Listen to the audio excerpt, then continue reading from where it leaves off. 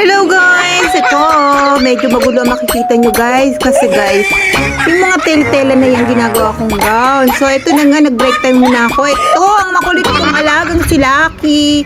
Balak niya akong unahan sa aking pagkain. Pero guys, akala ko, hindi niya makukuha. Pero may naisip siya. Ito na nga guys. So, ayan, may nasimulan na ako. Ayan, yung damit ng Korea. Alam nyo ba guys, na napaka-cute ng Korean damit. So ito na nga, nilagyan ko na nga ng mga bulaklak ang mga palda. Ayan na nga ang palda, nilagay ko sa sahig para makita ko.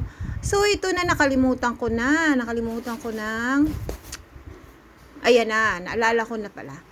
Ayan, kaya po ganyan open yan, pwedeng magsando ang loob, ang nakasuot sa loob. So ito na nga, may mga design, ang simpleng Korea, naging bongga. Sa mga gusto guys na mag-rent ng Korea, PM lang ako.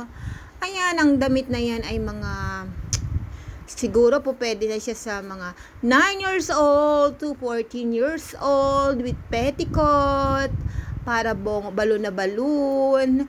Kaya guys, eto na, ang cute, 'di ba? Oh. Pag ang nagsuot nito ay singket Koreana na o kaya morena, paputiin lang, 'di ba guys? Oh, cute, 'di ba? Oh. PM nyo lang ako guys kung ano mang gusto nyong costume. Handa akong pagsilbihan kayo. Ang El Plueria ay handang tumulong. At siyempre, kayo lang ang number 1. Ayan guys. Thank you for watching.